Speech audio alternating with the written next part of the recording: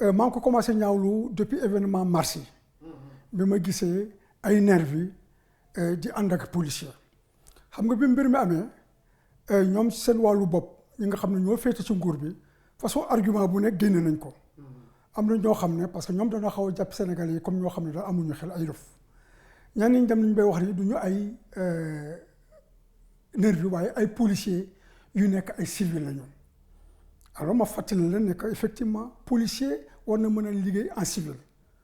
mais saa yu liggéey en civil rek balaa muy poser acte bu mu mënti doon rek il faut mu identifier wu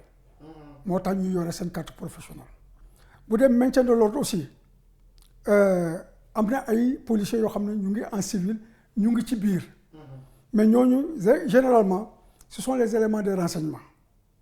te du ñu fës luy suñu liggéey mooy nekk ci biir foule bi di essayer identifier ñi nga xam ne ñooy meneurs yi après ñu rocceeku ndànk dem wax ñi nga xam ne ils sont chargés effectivement de gérer la situation ne leen diw ak diw bu leen mënee joxoon ñu joxoon leen bu leen jox aussi caractériser leen ñu caractériser leen ba ñële ràññee leen nga xam ne léegi bu ñuy def action rek ñooñu leen di jéem a seet duñu leen di isoler donc ñooñu duñu def benn acte duñu identifier wu duñu jàpp duñu dóore kooku il faut ça dans le cadre de la police administrative de la police préventive alors bi ñuy waxee loolu ministre de l'intérieur teg ci ne y a pas de nervi dans la police man ne ko wax nga dëgg y a pas de nervi dans la police mais il y avait des nervis à côté de la police donc bi ma ko gis ci image boobu ma ñaawlu ko parce que c'était la première fois xëy na yàgguma police maa ngi ciy dugg en 78 ba may retraité mais loolu mosuma ko gis donc ma ñaawlu ko mettitlu ko du man rek mais sama nattaango yi nga xam ne ñoom ils ont eu à exercer ces fonctions là dafa leen di mettitlu parce que c'est comme effectivement si la police avait délégué ses missions régaliennes à des éléments yoo xam ne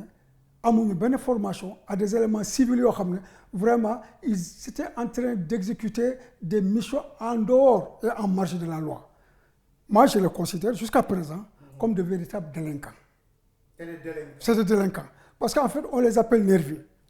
Pape, disons nervi, ça vient du latin nervium. Ça veut dire nerf, ça veut dire muscle. Dans le terme nervi, il y a 3 sens. Le premier sens, c'est le portefeuille, le porteur. Mooy baarañini excusez-moi mais loolu la mooy baarañini mooy docker koo xam ne day yenu lu diis di ko déplacer de place en place ñu koy fay. Le deuxième sens, le nervi c'est son soutien, c'est un voyou, c'est un bandit. Troisième sens maintenant, le nervi c'est un homme de main. C'est quelqu'un boo xam ne dafa am un donneur d'ordre qu'il considère comme son patron moo koy jox ordre de menacer, ordre de brutaliser et même ordre de tuer. Donc boo gisee boo xoolee suñu nervi ñetti définition yooyu yëpp mu ngi ci ñoom ay borom doole la ñu ngi entraîner et cetera. Ensuite c'est des voyous, c'est des bandits, c'est des délinquants de grand chemin. boole ci aussi maintenant ils sont là à la disposition de commanditaires yoo xam ne ñoo leen di sant ñu def liggéey bu bon boobu.